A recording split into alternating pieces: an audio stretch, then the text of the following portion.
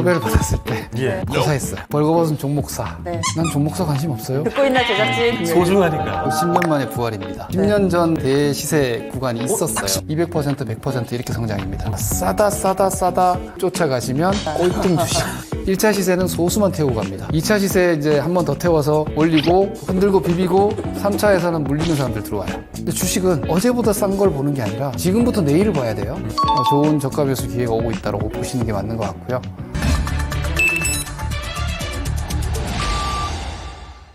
네, 돈 되는 종목들 낱낱이 파헤쳐보는 벌거벗은 종목사입니다.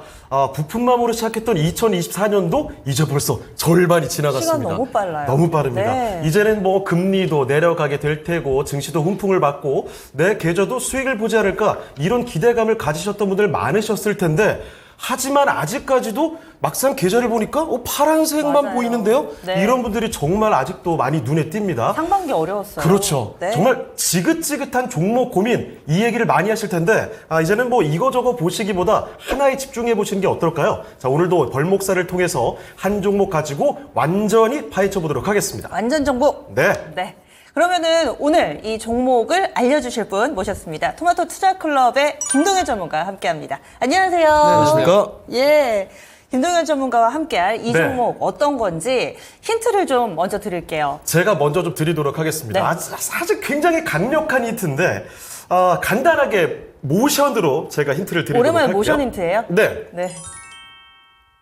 아, 너무 쉽다. 요 정도면 네. 정말 많이 드렸죠? 네, 많이 드렸죠. 이 섹터를 바로 아셨을 텐데 이 중에서도 먼저 떠오르는 종목이 있을 것 같습니다. 그러면 제가 네. 거기서 이제 구체화를 시켜드려야 되잖아요. 이렇게 하는 것도 상당히 좀 많으니까. 많습니다. 그 중에서 학창 시절에 왜 그런 거 있죠. 공부하면 정말 쉬운 문제고 답이 바로 보이는 문제인데 공부 안 하면 아예 모르는. 그렇죠. 그래서 저는 직구를 날리겠습니다. 뭐죠? 스타일 코리안. 오케이. 스타일 코리안. 여기까지만 아마 여기까지. 관심 있는 분들이라면 다 아셨을 것 같습니다. 알면 알고 모르면 완전히 무슨 소리야? 그렇죠. 스타일 코리안 뭐야? 하실 수 있어요. 자, 그 얘기는 정답은 잠시 후에 확인해 볼 수 있겠는데요. 자, 화면을 통해서 알아보도록 하겠습니다. V샷 함께 하시죠. 올해 상반기 국내 증시에서 가장 많이 오른 종목은 무엇일까요? AI? 전력주? 아닙니다. 바로 화장품주인 실리콘투입니다. 연초 7,000원대였던 주가는 6월 현재 5만 원 부근에서 움직이고 있습니다. 500% 넘는 상승이죠. K뷰티 화장품주의 선봉장으로 자리매김한 실리콘투는 사실 화장품 사업으로 시작한 업체가 아니었습니다. 사명에서도 유추할 수 있듯 반도체 관련 회사였죠. 2001년 창업 당시만 하더라도 반도체, 특히 메모리 반도체가 전 세계적으로 호황이었습니다. 국내 대기업에서 물건을 떼다 해외에 팔기만 해도 창업 5년 만에 매출 500억 원대를 기록했는데요. 그런데 글로벌 금융위기가 오고 반도체 사이클도 하향 곡선을 긋자 2010년 경영진은 중대 결정을 내리게 되는데요. 아예 업종을 바꿔야겠다는 생각에 해외에서도 통하면서 원가율이 낮은 아이템을 찾던 중 눈에 들어온 것이 바로 화장품이었습니다. 이때부터 화장품 유통, 그것도 다양한 K뷰티 브랜드를 해외로 들고 나가서 대신 팔아주는 회사, 즉 글로벌 벤더 사업을 시작했습니다. 중국 수출이 크게 늘면서 화장품 사업은 단기간에 자리를 잡았는데요.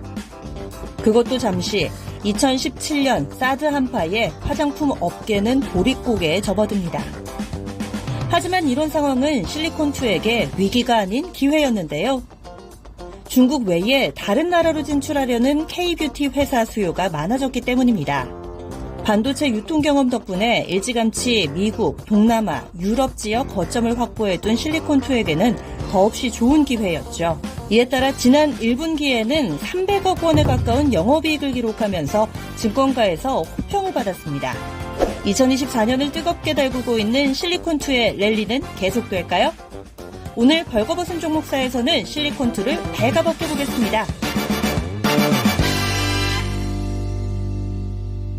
네. 네, 이렇게 해서 두 가지의 힌트를 통해서 살펴본 오늘의 정답 네. 바로 실리콘2입니다. 네. 그러면은 굳이 이번 힌트는 저희 좀 잘 드린 것 같지 않아요? 맞아요. 설명이 딱히 필요 없을 것 같습니다. 그러니까요. 이거 뭐 화장품이었고 그쵸. 실리콘2 그대로 그렇죠. 그 받아주셨고. 회사가 무엇을 하는지 핵심 키워드 실리콘2라는 회사를 아시는 분이라면은 정말 이렇게 쉬운 힌트 하실 수 있고 네. 실리콘2에 평소에 관심이 없으셨던 분들은 뭐지? 하실 만한 그런 힌트를 드렸는데 이제부터 좀 본격적으로 들어가 보도록 하겠습니다. 실리콘2라는 회사에 대해서 자세하게 좀 살펴볼 텐데요. 먼저 실리콘2 기업명만 봐서는 실리콘2 무슨 기업인지 회사 좀 소개해 주세요. 네. 반도체 같죠? 맞아요. 그러니까요. 실리콘 때문에. 예전에 그 산성 PNC라는 종목을 다들 뭐 하는 회사인지 모르고 마구 샀어요. 네. 마스크팩을 만드는 회사였지만 원래 본업이 그쪽이 아니었고 업종 전환이 됐던 네. 거거든요. 이 실리콘2 같은 경우에도 이름만 들었을 때는 반도체 관련 기업 같은데 애초에 반도체 관련한 유통사였습니다.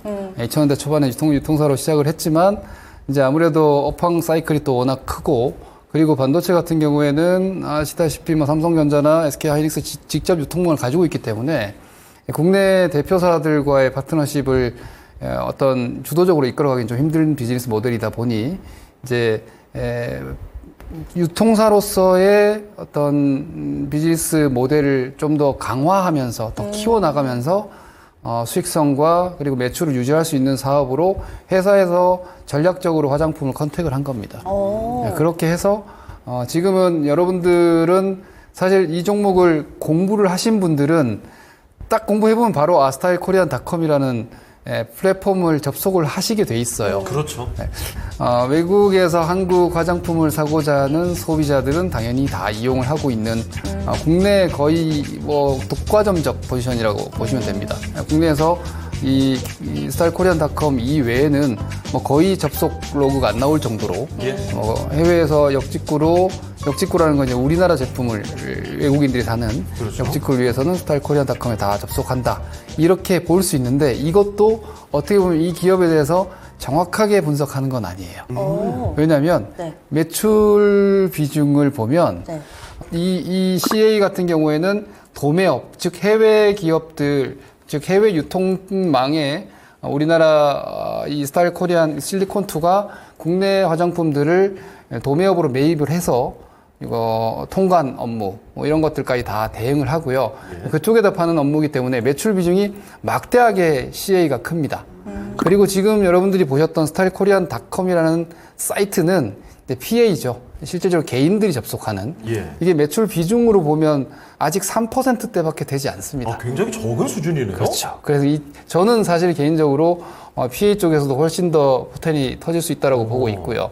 그리고 아직 한 12% 정도의 매출 비중밖에 되지 않지만 이제 풀필먼트 이건 뭐냐면 아마존 그리고 아세안 쪽에서도 직구 사이트가 유명한 사이트들이 있거든요. 중국 같은 경우에도 뭐 틱톡몰이라든지 이런 쪽에서 구매를 할 경우에 그걸 이제 전반적으로 피킹부터 해서 패키징 그리고 배송 대행 통관 업무까지 대신 처리해주는 이 풀필먼트 비즈니스 모델 자체도 현재로서는 빠른 속도로 매출 비중이 늘어나고 있어요. 그러면 캐시카우 역할을 하고 있는 것이 앞서 말씀드렸던 이 도매업, 해외 도매업인 CA 사업이고 그리고 직접적으로 지금 MZ세대들에게 직접 타겟팅돼서 역직구 모델로서 커지고 있는 특히 아세안 쪽에서 빠르게 커지고 있는 쪽이 이제 PA 사업이고 풀필먼트 같은 경우에는 뭐 아시다시피 지금 아마존 뷰티 이 플랫폼을 보면서 우리가 분석을 할 정도로 거기에 제품도 많고 사용자도 많기 때문에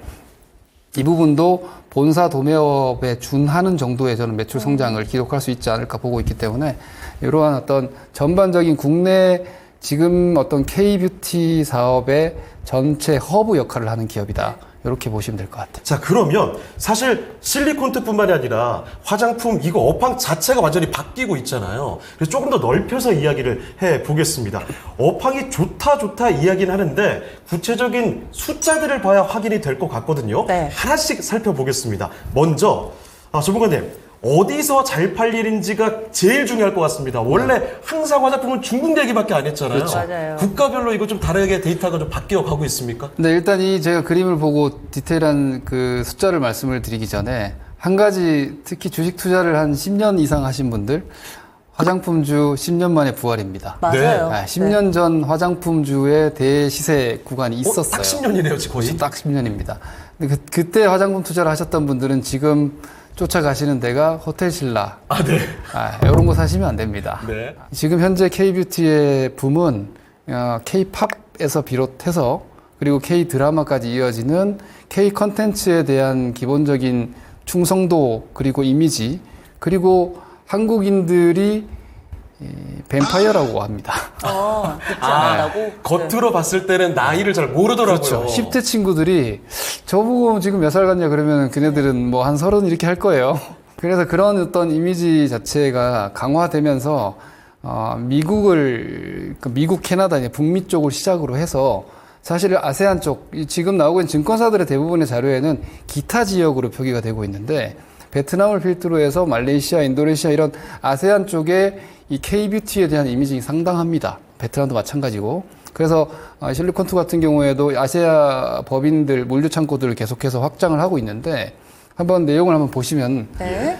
일단 그 숫자는 여러분들 눈에 잘 안 들어오실 수 있으니까 좀 간략하게만 말씀드릴게요. 네. 우리나라에서 화장품 수출 추이인데요. 전체 화장품 수출액 추이를 보면 일단 YOY 성장률 자체가 높죠. 네. 2024년도 지금 1월달 77%에서 쭉 이제 한 20-30% 이렇게까지 성장이 나타나고 있고요. 21년, 22년, 23년을 보면 확실히 24년부터 뭔가 포텐이 터지는 모습이 나타나고 있습니다. 근데 우측으로 국가별로 보면은 중국 마이너스입니다. 마이너스 월별 20% 뭐 이렇게 나오고 있고요. 홍콩도 뭐 중화권이라서 큰 증가 없습니다. 맞아요. 일본 40%, 30%꽤 높은 증가율이고요. 미국 80%, 90%입니다. 그리고 네덜란드 이제 유럽 쪽에 현재로서 허브 역할을 하고 있고 그리고 그 외에 이제 유럽 물류 센터들을 계속해서 나가고 있는 상황인데 200%, 100% 이렇게 성장입니다. 마찬가지로 지금 이제 연도별로 20년, 21년, 22년 이렇게 쭉 보시면 제일 아래쪽 짙은 파란색이 중국이에요. 네. 중국 비중은 줄어들고 있죠. 그리고 제일 위에 옅은 회색이 말씀드렸던 기타 지역입니다.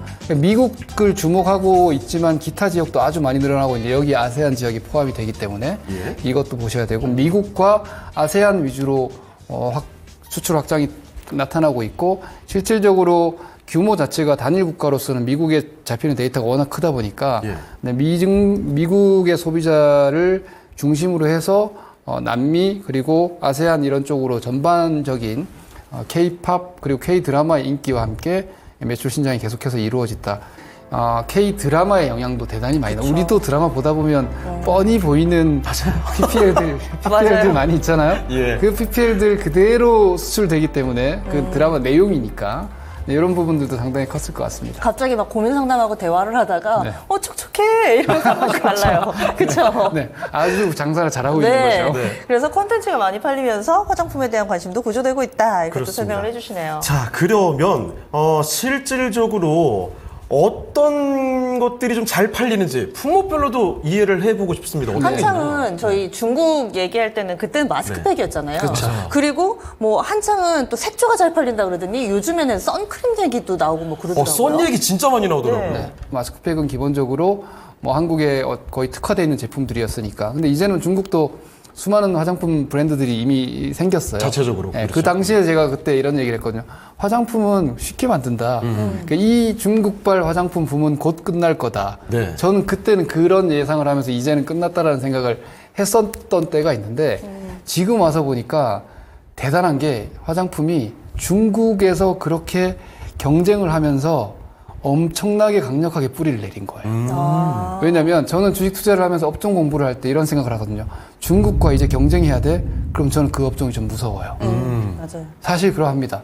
왜냐면 가격 경쟁력부터 해서 원가 경쟁력, 뭐 인건비 비교 자체가 뭐 불가능해요. 압도적이죠. 예. 그런데 화장품은 시작을 거기서 싸우기 시작했어요.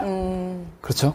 그러니까 중국 시장에서부터 경쟁을 시작을 했기 때문에 맷집이 좋아진 거군요. 그럼요. 기초 체력이. 현지 탄탄하게. 기업들하고도 경쟁해서 여전히 한국 브랜드가 인기 있는 제품들이 있거든요. 네. 그러다 보니 중국과의 가격 경쟁력에서도 크게 밀리지 않으면서 좀 더 압도적인 가격 경쟁력 혹은 품질 그리고 이미지. 왜 공산품은 중국산 사더라도 내 얼굴에 바르는 건데.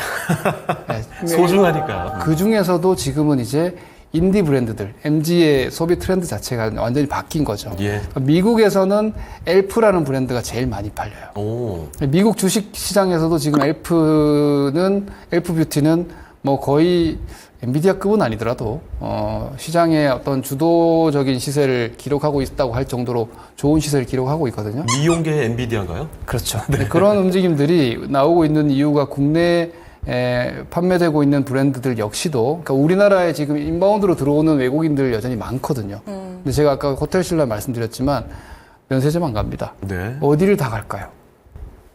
올리브영. 그렇죠. 맞아요. 그 올리브영 중에서도 네. 여러분 개인들 투자자들 기업 탐방 힘들어 하시죠. 소비재는 탐방 쉽습니다. 아, 그래 가면 될까요? 서울역 올리브영, 서울역 올리브영. 명동 올리브영 아. 이런 데 가보시면 돼요. 관광객들이 많은 올리브영. 그렇죠. 동대문 올리브영 이런 데 가보시면, 저는 얼마 전에 제가 해외 인바운드 들어온다고 해서 명동 동대문 가보면서 완전히 달라진 걸 느꼈어요. 외국인들 그렇게 많은데 근데 사람 제일 많은 데가 올리브영. 와. 다이소 올리브영에 거의 그 지역은 80~90% 외국인인 것 같더라고요. 다 뭐 사고 있느냐, 화장품 보고 있어요.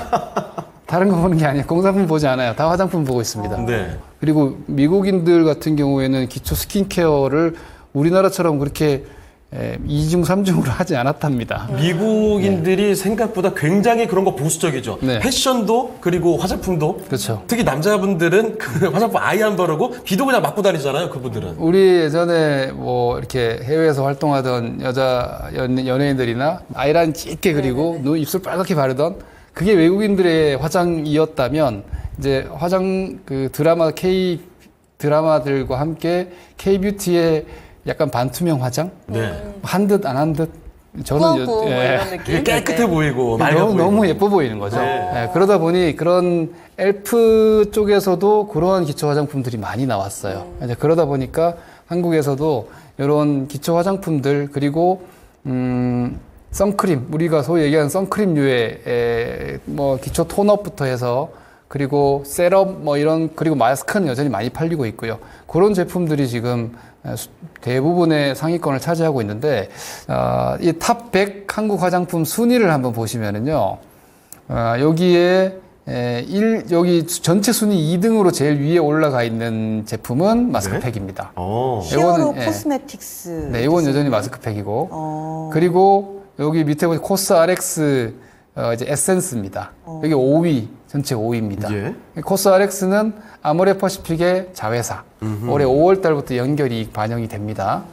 그리고 여기 쭉 보시면은 밑에 이제 티르티르 뭐 이런 브랜드들을 보실 수 있는데, 제가 이걸 저희 딸애들한테 물어봤어요. 네. 네. 큰애는 알긴 알더라고요. 아, 그래요? 네, 알긴 아는데 어른들이 쓰는 거라서 잘 모르는데 지금 현재 기초 케어나 이런 것들이 외국인들도 선호하고 많이 이용을 하고 있다는 것들도 그 친구들은 다 알더라고요. MZ 여자분들의 경우에는 네. 이게 거의 문화인가 봐요. 네. 전반적으로. 이 문화는 누가 뺏을 수 있는 게 아니라서 저는 이 양상이 좀 더 오래 갈 것 같고. 저는 좀 인상적이었던 게, 저도 이 브랜드를 몰랐거든요. 네. 근데 참 SNS를 활용해서 마케팅을 잘하고 있다, 약간 맞아요. 화이팅 해주고 싶었던 것이, 국내에서도 뷰티 이 유튜버 분들이 굉장히 많잖아요. 인플루언서 분들이. 맞아요. 근데 그런 분들의 영향력도 엄청나고 많이 참고를 합니다. 근데 해외에서도 그런 분들이 계신데, 이렇게 국내 화장품을 이렇게 써보면서 뭐 티르티르 이런 화장품 좀 만들어줘요. 제가 흑인인데 톤이 안 맞습니다. 이랬더니 티르티르가 샘플을 한 10개를 색깔별로 쫙 만들어서 그 우와. 인플루언서한테 보낸 거예요. 똑똑한데요, 정말. 그러니까요. 그래서 이 회사가 이렇게 마케팅을 하고 이럴 경우에는 정말 이 고객 충성도가 높아질 수밖에 없겠구나라는 생각이 확 들더라고요. 예. 시장 자체가 저는 이제 뭐랄까 이 제조업이라는 틀을 가지고 있지만 실질적으로 소비자와 직접 다이렉트 마케팅을 하고 있고, 이런 판매 방식 자체도 그렇고 유통 방식도 그렇고 많이 바뀐 것 같아요.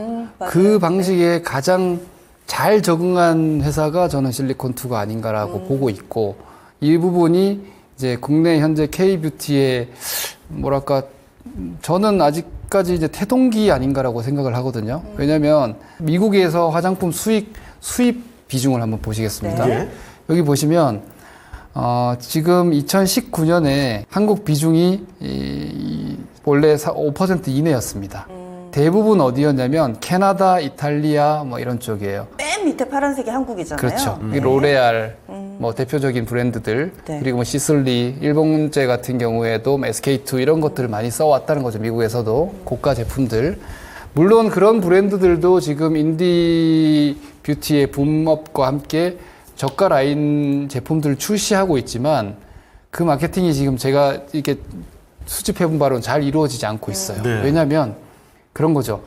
로레알 브랜드를 그대로 유지하면서 가격을 확 떨어뜨릴 수는 없거든요. 그러면 그 브랜드 밸류가 떨어져요. 브랜드의 정체성이 그렇죠. 기존에 있으니까. 그래서 저는 아모레퍼시픽 같은 경우도 주목해야 된다라고 보는 게 네. 코스알엑스라는 독자 브랜드를 이 스킨케어 브랜드로 런칭을 해서 실질적으로 제가 볼 때 미국 시장 연착륙을 한 것 같아요. 조금 전에 그 5월부터인가 매출로 잡힌다고 말씀해 주셨죠. 그렇죠. 네, 연결 이익으로 잡히고 예, 예. 있고.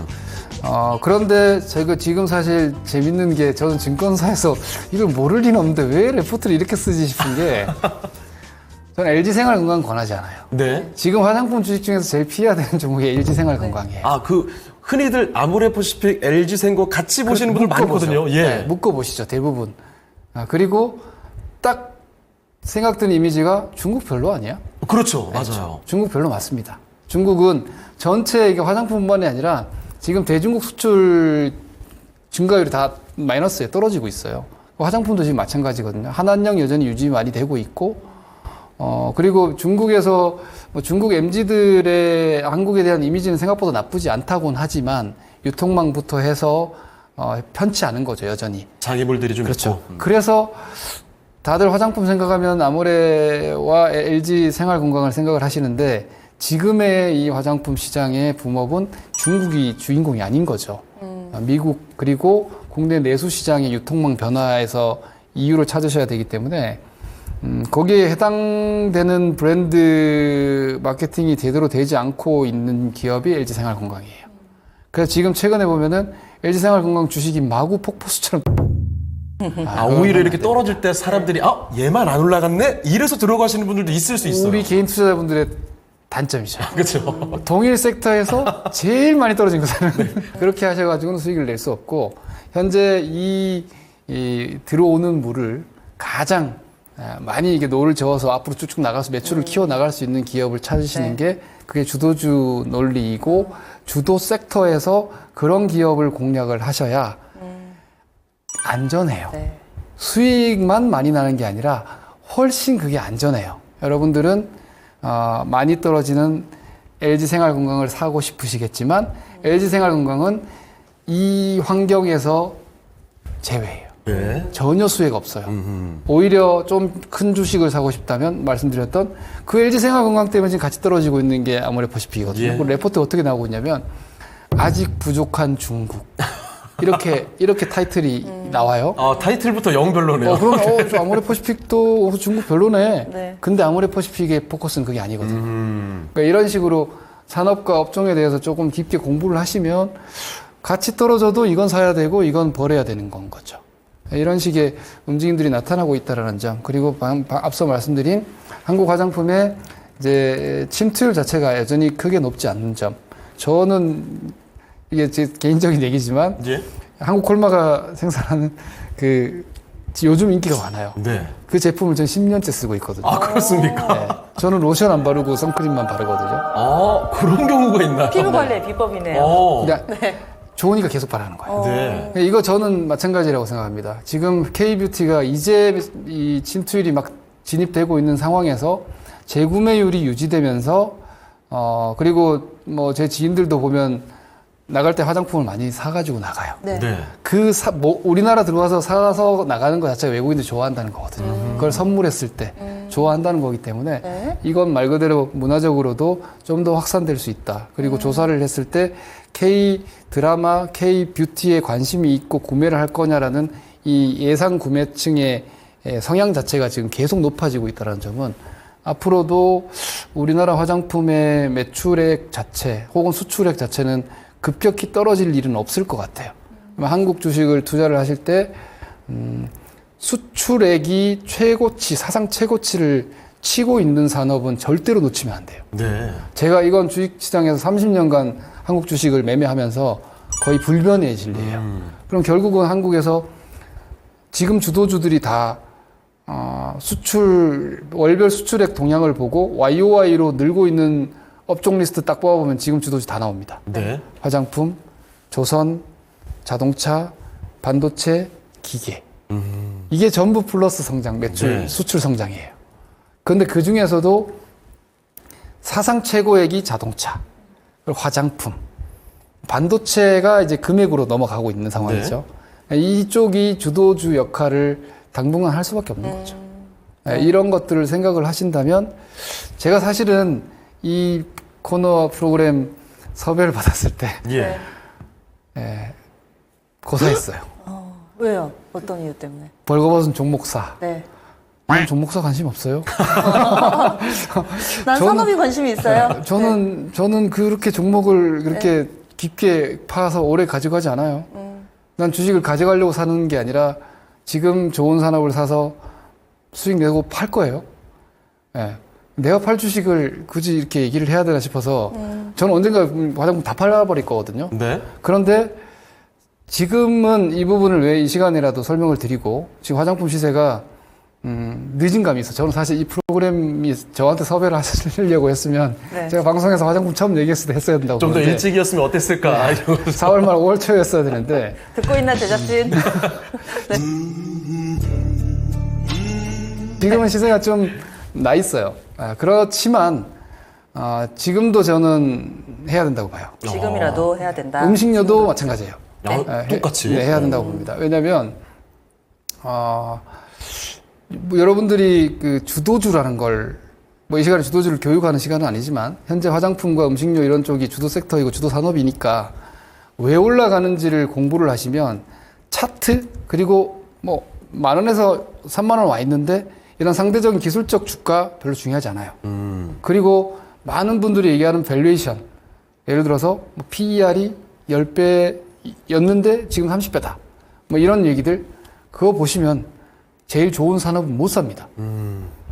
생각을 해보세요, 여러분. 지금 우리나라에서 제일 외국에 잘 파는 산업이에요. 우리나라는 시장이 작기 때문에 어쨌거나 한국은 수출해서 먹고 살아야 되는데. 그렇죠. 네. 그리고 지금 고금리에 좋은 산업이 몇 개 없어요. 근데 이 역사적인 신고가를 계속 경신하고 있는 이런 수출 액수, 수출 양을 기록하고 있는 산업이 주식이 떨어질까를 생각을 해보시면 떨어지면 제가 더 사죠. 그죠? 안 가지고 계신 분들이 더 살 거고. 네. 그리고 화장품 커버하지 못한 펀드 매니저들이 더 살 거예요. 네. 왜냐하면 그거 커버 못하면 집에 가야 되거든요. 네. 한 달 됐습니다. 네. 여러분들 대단한 시세인 것 같지만 화장품 시세 한 달 됐습니다. 주도주가 한 달 만에 끝나는 경우는 없습니다. 이게 주가가 워낙에 몇 배 단위로 오르다 보니까 그래서 이거 너무 오랫동안 오른 거 아닌가 이런 생각이 들긴 하지만. 네. 그래서 저는 지금도 업종 산업을 공부를 해보시면 이건 뺄 수 없네. 화장품 여전히 뺄 수 없다. 그리고 계속해서 그리고 이런 데이터가 계속 나오고 있기 때문에 왜 뭐 힘든 주식 얘기해서 죄송하지만 2차 전지 올라갈만 하면 네. 뭐 목표가 하향 나오지 않습니까? 계속 반복됩니다. 왜냐하면 증권사의 애널리스트들은 숫자와 현상과 데이터를 보고 얘기를 할 수밖에 없어요. 네. 틀리더라도 본인이 틀린 근거가 있어야 돼요. 네. 그런데 지금 음식료, 화장품 이런 쪽은 데이터가 이렇게 나오고 있으면 내릴만 하면 목표가 상향이 나올 겁니다. 그래서 화장품을 우리가 계속 봐야 된다. 그렇죠. 이쪽은 되는 산업이다라는 얘기를 굉장히 자세하게 지금 해주고 계세요. 네.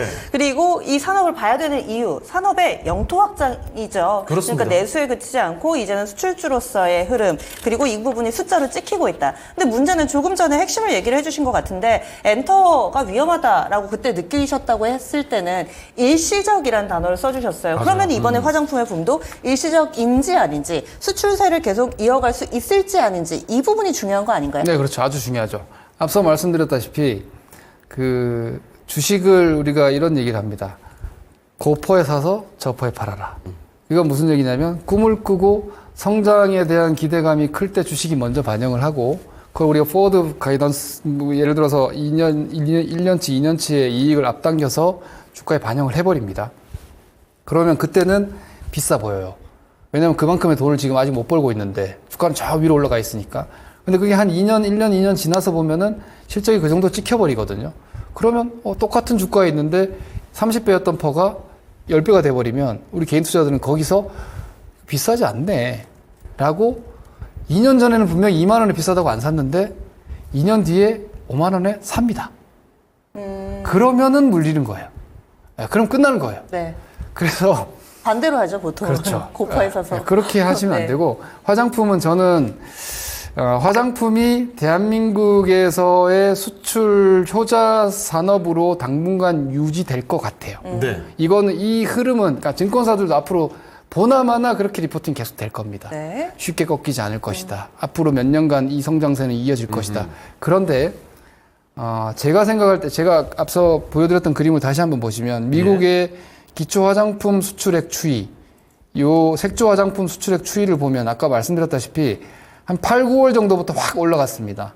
예, 전년 대비해서 수출 증가율이 120% 이렇게 뛰어 올라갔던 조 시점을 기준으로 아마 역기저 현상이 생길 겁니다. 네. 다시 말해서 전년도에 너무 급격하게 올라감으로 인해서 올해 이제 3분기로 가면 전년 동기 대비한 YOY 성장률이 낮아질 거예요. 아, 그때 너무 튀어서. 그러면 그때부터 주식은 어떻게 움직이냐? 떨어지는 게 아니에요. 옆으로 갑니다. 완만하게 가거나. 많은 개인 투자자분들이 그래서 제가 지금 이쪽이 안전하다는 거예요. 그러니까 여러분들이 이건 이제 주식의 펀더멘탈 얘기하고는 좀 다르지만 주식의 습성을 잠깐 말씀드리면 많은 투자자들이 주식이 떨어지는 걸 자꾸만 사요. 네. 왜냐하면 어제 3만 원 하던 게 지금 보니까 2만 원 돼 있으면 싸다. 남들보다 싸게 사는 것 같잖아요. 근데 주식은 어제보다 싼 걸 보는 게 아니라 지금부터 내일을 봐야 돼요. 그런데 그 싼 주식이 왜 쌀까를 생각해 보면 이익이 감소하고 있을 거라고요. 그러면 그 주식은 언제 올라갈지 알 수 없고 설령 거기가 바닥일지언정 다시 3만 원을 가려면 좋아져야지 올라가는 거예요. 그 시기는 오래 걸릴 수 그렇죠. 있고. 똑같아요. 화장품이 예를 들어서 지금 상태에서 뭐 예를 들어 실리콘투 같은 종목이 지금 뭐 10,000원대에 있다가 5만 원 왔어요. 네. 저는 좀 더 올라간다고 봅니다. 더 올라가서 뭐 7만 원 됐다. 목표가들 뭐 7만 원대 요즘 이제 나오고 있으니 6만 이상 목표가 나오고 있으니까 뭐 7만 원을 갔어요. 수출 증가율이 유지가 되면 거기서도 더 올라갈 수 있습니다. 네. 그런데 이제 수출 증가율이 조금 낮아지는 것 같다 그러면 이제 피크아웃 걱정을 하거든요. 그렇죠. 어떤 성장 산업이 피크아웃 걱정을 하면 일단 가격 조정 한번 나옵니다. 화들짝 놀라고. 가격 조정 한번 나오는데 또 뭐 월별 수출 데이터 보면 많이 안 떨어지는 걸 보면 그래도 실적은 좋네. 그럼 또 거기서 지지가 돼요. 그러면서 소화가 되는 거예요, 옆으로. 그러다 만약에 이 증가율이 다시 올라간다. 또 이 역기조 현상이 지나서 만약 2025년도 상반기에 다시 또 성장률이 높아지기 시작한다. 그러면 또 갈 수 있어요. 그래서 제가 지금 현재 화장품이 언제까지 갈 거다, 얼마나 갈 거다를 얘기를 하는 건 쉽지 않지만 아마 하반기부터는 탄력은 분명히 줄어들 겁니다. 왜냐하면 성장률 추이 자체가 좀 낮아질 수밖에 없으니까. 절대적인 숫자 기준으로 봤을 때 전년 동기 대비한 성장률이 3분기 이후부터는 좀 낮아질 수 있다. 이렇게 생각을 하시면은 지금 이제 6월이고 그럼 2분기 실적이 8월 초까지 나옵니다. 8월 초까지 나오고 실질적인 3분기 실적 발표는 11월 초까지 나가지만 네. 3분기 실제로 진행되는 뭐 7, 8, 9월 동향을 보면 대충 보이잖아요. 월별 수출 동향 같은 것들 YOY로 나올 거란 말이에요. 근데 그걸 보면서 화장품도 이제 좀 낮아지네. 그러면 그때부터는 매도해야죠. 네, 그때부터는 내려갔을 때 사가지고는 별로 많이 못 볼 거예요. 그러니까 지금 사실은 1차 시세는 나온 거예요. 네. 원래 주식 시세라는 게 1차 시세는 소수만 태우고 갑니다. 그리고 2차 시세에 이제 한 번 더 태워서 올리고 흔들고 비비고 3차에서는 물리는 사람들 들어와요. 네, 그렇게 되거든요. 저는 지금의 화장품의 시세가 네. 1차 시세 나온 거라고 생각합니다. 그래서 오히려 2분기 내 조정은 또 사도 되는 기회가 된다고 보고 있기 때문에 지금 녹화하고 있는 6월 20일 현재 상황에서 화장품주가 약간 쉬고 있어요. 네, 쉬는 맞아요. 모습을 조금 보여주고 있습니다. 좋은 저가 매수 기회가 오고 있다고 보시는 게 맞는 것 같고요. 이 흐름을 지속적으로 추적하시면서 20%, 10% 이상이라도 돈을 벌려면 돈을 더 버는 회사에 투자를 해야 됩니다. 그 아주 단순한 진리를 명심하시면서 네. 화장품 쪽에 계속 집중하시길 말씀드리겠습니다. 알겠습니다. 확실히 그 수출세 화장품의 미래는 쉽게 꺾이진 않을 것 같고 그 중에서도 유념해야 될 시기도 같이 말씀을 또 해주셨습니다. 그런데 화장품 섹터를 봤을 때 사실 뭐 종목도 많고 이 중에 나눠야 될 섹터도 좀 더 구체적으로 있을 것 같아요. 뭐 OEM 회사도 있겠고 완제품, 유통사 이렇게 나눠볼 수 있을 텐데 매력도를 굳이 순위를 매기자면 어떻게 좀 매겨볼 수 있을까요? 유통사 실리콘2밖에 없어요. 네. 청담 글로벌. 네. 네. 청담 글로벌이나 플랫폼 기업이 또 두어 개인가 있어요. 네. 네. 제가 보다가 덮었어요. 의미가 없다고 생각하십니까? 의미 없습니다. 어. 그러니 제가 아까도 말씀드렸다시피 실리콘2 스타일 코리안닷컴을 놔두고 플랫폼을 볼 필요가 없어요. 굳이 다른 곳을. 네. 여기로 다 집중되고 있고 네. 가장 안정적이고 앞으로 풀캐파가 계속 확대가 될 텐데 그냥 유통사는 스타일 코리안닷컴을 운영하고 있는 실리콘2에 집중하시면 됩니다. 다른 네. 거 뭐 2등, 3등 보실 필요 없고. 그리고 그 다음이 이제 OEM. 아까 말씀드렸다시피 지금 인기 있는 뭐 조선미녀라든지 아누어라든지 이런 거 다 비상장사입니다. 네. 아마 아마 하반기에 많이 상장할 겁니다. 그래서 ETF도 생길 거예요. 더 많이. 저는 그렇게 예상합니다. 화장품 ETF가 지금 타이거 화장품 하나인가밖에 없어요. 아마 뭐 신한도 만들겠죠. 삼성도 만들겠죠. 그렇게 해서 수급도 그쪽으로 좀 더 나올 것 같고. 그리고 이건 그냥 뭐 제 개인적인 예상인데 실리콘2도 MSCI에 들어가지 않겠습니까? MSCI 왜냐면 코스닥 순위가 지금 충분히 시가총액 올라오고 있거든요. 맞아요. MSCI 편입 충분히 될 수 있죠. 거기다 물량 떠넘겨야죠. 네, 그런 것들이 왜냐하면 그건 이제 인덱스로 들어오는 거기 때문에 당연히 기관들 외국인들 올려놓고 그 패시브 자금에다 물량 떠넘기면 되는데 조그만 주가 더 관리하면 되는데 왜냐면 실적이 나오잖아요. 그래서 아주 안전한 종목이기 때문에 이쪽 보시고 이제 이 인디 브랜드에 앞서 말씀드렸던 상장을 앞두고 있지만 여전히 주식시장에 들어와 있지 않은 많은 브랜드들 그 브랜드들이 다 공장이 없어요. 그걸 생산하고 있는 뭐 한국콜마 그리고 뭐 코스메카 코리아, 네. 코스맥스 등의 종목이 제일 눈에 띄는 것 같아요. 이 세 종목에 들어가 있는 OEM이 제일 많습니다. 이 종목들 좀 우선시 두시고 그 다음에 이제 완제품 브랜드가 생각보다 많이 오르지 못했어요. 앞서 말씀드렸던 아모레퍼시픽도 LG생활건강하고 엮여서 지금 계속해서 이렇게 태클 걸리고 있고 네. 그리고 클레오 같은 경우에도 클레오 같은 경우는 실질적으로 제품들을 판매하고 있는데도 불구하고 시세가 생각보다 많이 안 났거든요. 이게 지금까지로는 3순위인데 지금 조정을 좀 받고 나서는 저는 완제품 브랜드들도 오히려 2차 시세에서는 조금 더 강해지지 않을까라는 생각을 가지고 있어서 화장품 안에서 포트폴리오를 구성을 해서 가시는 걸 저는 권장합니다. 알겠습니다. 그래서 사실 이 실리콘2를 보기에 앞서서 저희가 화장품 산업에 대한 이해를 굉장히 좀 자세하게 들여다봤어요. 그럼 지금부터 남은 후반부는 실리콘2에 조금 더 포커스를 맞춰보겠습니다. 이 화장품주 가운데서도 유통을 최우선으로, 특히나 실리콘2를 최우선으로 본다 얘기를 해주셨는데 저는 한편으로 그런 생각이 든 게 다른 산업군에서도 유통은 마진율이 떨어져서 네. 프리미엄을 별로 안 주잖아요. 네. 근데 실리콘2 화장품 유통은 뭔가 좀 다른가? 뭐 이런 생각도 해보고 화장품주 가운데서도 이 종목을 토픽으로 보시는 이유가 있을까요? 일단 말씀드렸던 국내 지금 현재 화장품 산업의 이 성장 발판이 되고 있는 인디 브랜드들을 앞서 말씀드린 OEM 기업들이 생산을 해서 실리콘2가 판매를 하고 있는 상황이거든요. 근데 이 판매를 하고 있는 이 판매 유통사로서의 포지션이 쿠팡하고 조금 비슷하다고 생각하시면 될 것 같아요. 거의 독과점적 지위다 이렇게 그렇죠. 보시는 거죠? 독과점적 지위에다 판매사들이 직접적으로 비용을 써가면서 인건비와 그리고 전반 부대 비용을 지출해서 하기에는 왜냐하면 이게 제품군들 자체가 다 품종 소량 생산이거든요.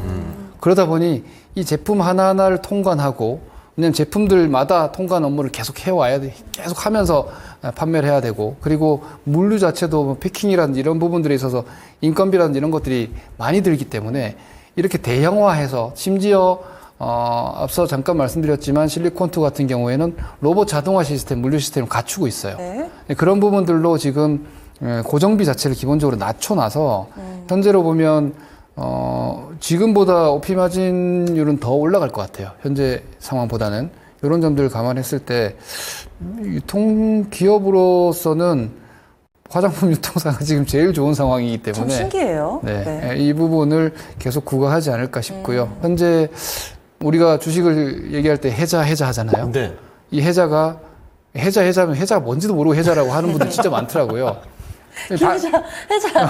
반제 제왕에서 공성전 할 때 네. 그 성을 이렇게 감싸고 있는 이 호수잖아요. 맞습니다. 그래서 쉽게 남들이 침범하지 못하는 이 강력한 성을 구축하고 있는 것 같습니다. 실리콘2는.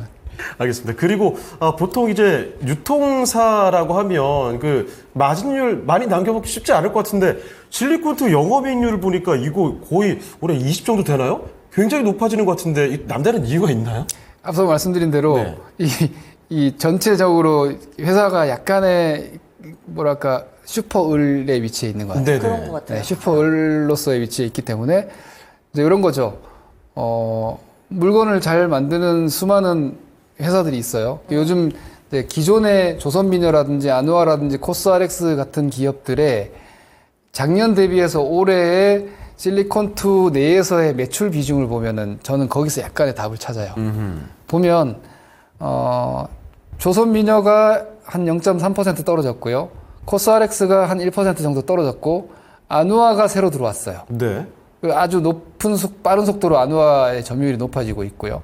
믹순이라는 브랜드도 올라갔고 라운드랩 이거는 이제 CJ 올리브영의 브랜드이긴 한데 이것도 마찬가지로 매출이 많이 높아지고 있죠. 이게 무슨 말이냐? 제가 정상인지 아니면 제가 이제 좀 나이를 든 건지 브랜드 아는 게 별로 없어요. 저는 아예 없습니다. 제가 이상한 게 아니죠. 뭔지 모르겠습니다. 이게 해외에서 인기 많은 브랜드는 또 다른가 봐요. 해외에서 인기가 많은 브랜드들이 그러니까 네. 지금 순서가 바뀌고 있는 거죠. 국내 시장에 올리브영에도 많이 깔리고 아하. 있는 상황이에요. 그러면서 이제 평이 좀 더 좋아지고 있고. 어머. 그래서 이제 이런 부분들을 감안하면 네. 이 실리콘2가 그냥 단순히 허브 역할만 하는 게 아니라 이제 브랜드의 어떤 마케팅 런칭 자체를 대행해주고 있어요. 아까 말씀드렸던 스튜디오도 있다고 말씀드렸죠. 네. 그걸로 인해서 지금 뭐 틱톡에서도 방송을 해서 판매할 수 있게끔 중간자 역할을 해주고 있고 네. 그리고 쇼피라는 아세안들이 사용하고 있는 네. 이 쇼핑 플랫폼에서도 마찬가지 쇼피파이도 그렇고 이런 쪽에서 계속해서 매출이 늘어날 수 있게끔 그래서 이제 도매상들이 그 브랜드들을 찾을 수밖에 없게끔 하는 마케팅 역할을 하면서 이익률을 계속 극대화시키고 있는 것 같아요. 그냥 주는 거 팔기만 하는 것이 아니라 네. 직접적으로 내가 고객사와 그러니까 이게 우리 사업을 하는 입장에서 보면 좀 대단한 사업가인 거죠. 맞아요. 왜냐하면 같이 성장하는 거니까. 네. 나만 성장하는 게 아니라 물건을 주는 판매사들 그리고 그 판매사들의 입장에서는 OEM 기업들에 만들기 때문에 OEM도 좋은 거고 근데 그걸 이제 잘 브랜드 런칭을 해서 해외 매출을 늘리면 회사 자체도 매출이 늘어나고 그리고 지분 투자들도 하고 있어요. 네, 인디 브랜드 신생 브랜드들의 지분 투자도 하고 있어서 추후에 이 부분도 이제 뭐 영업 외 이익으로 잡힐 수 있는 부분들이 있기 때문에 현재로서는 앞서 제가 정말 단단한 해자를 가지고 있다라고 의견 드렸다시피 네. 이 부분이 강력한 어떤 밸류에이션 프리미엄을 계속해서 저는 유지할 거라고 보고 있고 네. 증권사들이 요즘 화장품 기업들의 목표가를 뭐 다들 그냥 뭐 단체 톡으로 얘기한 건지 목표가를 네. 2014년도 화장품 밸류에이션을 잡고 있어요. 맞춰라 했나봐요. 그렇게 대부분 나오고 있어요. 2014년 화장품 뭐 밸류가 뭐 24배까지 갔으니까 이 회사 어디까지 목표가 네. 이렇게 잡는데 저는 실리콘2는 거기 맞추면 안 된다고 생각해요. 호텔 신라. 네. 제가 말씀드렸죠. 그때 플랫폼은 호텔 신라 연세점이었고 지금의 플랫폼은 실리콘2와 CJ 올리브영인데 국내에서 이제 인바운드로는 근데 인바운드보다 훨씬 더 큰 시장을 실리콘2는 구가하고 있있으니까 네. 더 그러면 프리미엄을 줘야 된다. 호텔 신라에 그때 정도 밸류 줘야 되는 거 아닌가? 최소한? 그때 정도 굉장히 높았지 않나요? 그렇죠. 100배였습니다. 네, P 밸류로 그러니까 트레일이었어요. 그러니까 보통 증권사들은 포워드라고 이제 1년 이후에 이익을 추정해서 거기에 밸류에이션 배율을 곱하거든요. 근데 네, 그때 이제 포워드로면 100배는 아니었겠죠. 근데 지금 트레일로 보면은 한 60배 정도 되는 것 같아요. 예, 만약 내년도 트레일이 얼마 될지 모르겠지만 100배까지 나왔거든요.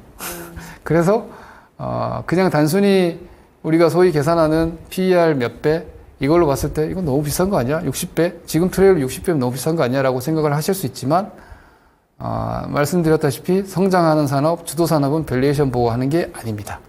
현재 세상에서 제일 좋은 물건을 여러분 싸게는 못 삽니다. 그걸 단순한 진리를 생각을 하시면 싸다를 쫓아가시면 비지떡이다. 꼴등 주식, 네. 소외 주식을 사시게 돼요. 네. 화장품 제일 싼 거 사시면 지금 LG 생활 건강 사야 되거든요. 싼 건 싼 이유가 있다. 해당 없다. 네.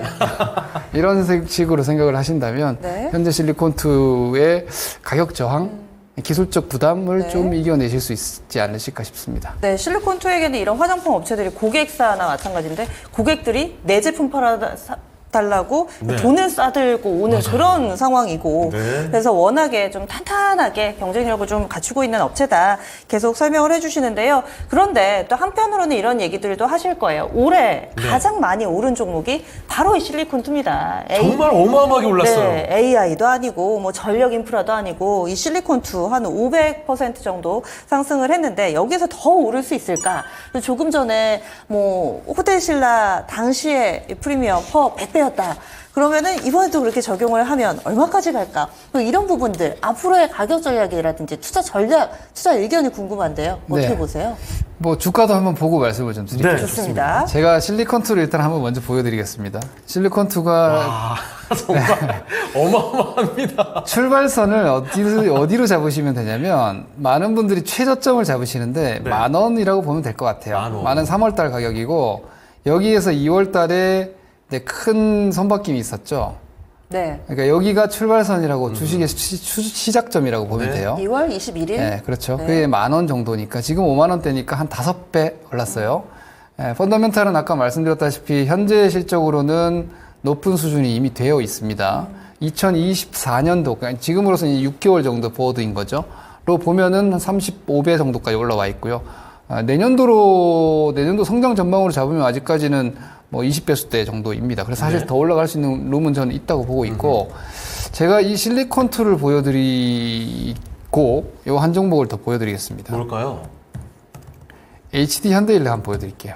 네. 그러니까 여러분들이 주식이 많이 올랐다라는 생각으로 성장하는 핵심 주도주들을 보는 관점을 좀 바꾸셔야 된다는 걸 한번 보여드릴게요. 제가 여기서 보여드릴게요. 이렇게 올라와서 이 자리에서부터 여기 4만 원이에요. 네. 여기 4만 원. 여기서 거래 선박이 크게 있었죠. 그리고 전력망 하면서 이만큼 올라왔어요. 여기가 한 5배 정도 올라온 겁니다. 네, 여기 한 3, 4만 원에서 20만 원 정도까지 올라왔으니까 지금의 실리콘2보다는 속도는 느렸어요. 네. 근데 이 뒤늦게 이게 뜨겁게 올라온 이 구간은 뭐 8%, 6% 상승이 허다하게 있으니까 네. 비슷할 거야. 한 이 정도 분위기일 겁니다. 여기서도 당연히 비슷하다고 생각했겠죠, 다들. 5배 올랐고 6배 올랐으니까. 근데 거기서 충분히 추가 시세가 여기서 보시다시피 여기서 15만 원대, 여기에서 2배가 더 올라갑니다. 네. 예, 그리고 지금 보세요. 제가 아까 말씀드렸던 주가가 팍 꺾이지 않죠. 맞아요. 저렇게 올라갔는데. 이거 아직 끝난지 아닌지 알 수 없는 겁니다. 예, 실적이 성장세가 유지되면은 더 가는 거예요. 제가 지금 HD 현대일렉을 추천을 드리는 것이 아니라 이렇게 괄목할 만한 성장, 실적 성장을 하고 있는 기업은 목표가라는 걸 사실 섣불리 잡으면 안 됩니다. 어디까지 갈래? 이렇게 가야죠. 어디까지 갈래? 하고 같이 따라가는 거예요. 근데 이 주의할 점은 목표 가격을 제가 증권사 레포트를 보고 같이 목표 가격을 드리는 것도 의미가 없고요. 왜냐하면 증권사 주가 올라가면 목표가 올립니다. 네, 목표가 뭐 이런저런 얘기 다 갖다 붙이고 목표가 올립니다. 네. 그래서 현재로서는 한 가지 정도 생각을 하시면 될 것 같아요. 가을께부터는 기저 효과가 사라진다. 미국 수출 데이터상으로 봤을 때 기저 효과가 조금 약해질 수 있다. 그러면 실적 성장률 자체가 조금 낮아진다면 주가는 좀 무거워지지 않겠는가라는 정도의 생각을 하면서 이제 목표 가격이 아니라 목표 기간을 좀 잡아보시는 게 괜찮겠죠. 예를 들어 2분기 실적이 8월 10일까지 나올 거예요. 아마 대략 그때 지금까지 나올 테니까 그 정도 즈음이 일단 한 번의 이익 실현 구간으로 생각을 하시고 네. 그리고 미국의 이건 시황처럼 들리실 수 있지만 중요한 섹터별 어떤 유동성 흐름이니까 현재로 예상되는 9월 달에 금리 인하 그리고 그 금리 인하를 구체적으로 예고할 가능성이 높은 잭슨홀 미팅 네. 8월 일정이 나오는 거죠. 그러면 현재로서는 약간 단기적으로 보면 탄력적인 움직임은 조금은 시한부예요. 한 달 내지는 2달, 길어야 2달 정도가 조금 뜨겁게 갈 수 있는 상황이 아닌가 싶고요. 그 시간 이후로는 이제 이렇게 너울이 나올 박스권을 그리면서 숫자는 잘 찍혀줄 테니까 계속해서 지금의 이렇게 급격한 가파른 상승에 대한 기술적 소화는 이제 그 즈음부터 좀 하지 않을까. 그리고 그때 되면은 또 다른 주식 할 게 많을 겁니다. 네. 네, 그래서 현재로서는 목표 기간을 한 8월 정도까지 우리가 화장품으로 혹은 음식료로도 마찬가지로 좀 더 시세를 기록할 수 있지 않을까 이렇게 계획 잡고 오히려 조정을 그 전에 나오는 조정이면 땡큐인 거죠. 그때까지는 좋을 가능성이 아주 높으니까 좋은데 많이 떨어지면 저가 매수가 거의 승률이 높거든요. 그런 정도의 전략으로 접근을 하시면 될 것 같습니다. 네. 네, 알겠습니다. 자, 그러면 마지막으로 이 실리코트 화장품 바라보시는 분들을 위해서 투자 전략 간단하게 좀 정리를 해서 한마디 좀 들어보도록 하겠습니다. 네, 지금 사실 수출 증가율 이런 부분들을 미리 좀 공부를 하셨다면 선점을 해서 누리면서 매도 기회를 찾으시겠지만 지금 이제 이 화장품주를 처음으로 공부를 하시고 접근을 하고자 하시는 분들은 조금 무서울 수 있어요. 맞아요. 그런데 앞서도 제가 계속 말씀드렸지만 좋아서 올라온 겁니다. 그러면 이 좋은 현상이 악화되기 전에 주가는 쉽게 떨어지지 않습니다. 그게 성장 주도주의 가장 심플한 논리이기 때문에 지금 여러분들께 말씀드리는 산업은 화장품주이지만 앞으로도 많은 주도주가 이 로직으로 움직이게 됩니다. 이건 제가 주식시장에서 30년간 봐왔기 때문에 단언컨대 늘 주도주는 이런 식입니다. 그러므로 가격에 너무 집중하지 마시고 현재 현상을 빨리 공부를 하고 파악하셔서 거기서 편승해서 계속 공부하면서 이 현상이 언제부터 약화될지를 미리 제가 지금 8월 이렇게 얘기를 하는 것처럼 준비를 하신다면 나중에 비싼 가격에서 떨어질 때는 내가 안 가지고 있으면 되거든요. 근데 정말 우리 많은 투자자분들이 네. 주식이랑 자꾸 결혼하려고 하시는데 네, 그냥 연애하세요. 그렇게 나쁜 남자가 돼야 권해드리겠습니다. 되겠다. 자유연애. 네. 알겠습니다. 이번에 실리코트는 조금 이미 부담스러울 때 다루게 됐는데 다음번에 다른 종목에 기회가 있는 종목이 있으면 미리 한번 모셔보도록 하겠습니다. 네. 자, 시청하시는 여러분이 궁금한 종목, 또 파헤치고 싶은 종목이 있다면 댓글창을 통해서도 남겨주셔도 되고요. 토마토즈 코터 커뮤니티를 통해서든 자유롭게 이용을 해주시면 좋겠습니다. 저희는 그 종목 신청을 기다리겠고요. 벌거벗은 목사 오늘 시간은 여기서 마치도록 하겠습니다. 지금까지 다양한 투자 판단에 대한 도움 말씀드렸습니다. 하지만 특정 종목의 상승과 하락을 보장하지 않는다는 점 꼭 기억해 주시고요. 저희는 다음 이 시간에 다시 뵙겠습니다. 시청해주신 여러분 고맙습니다.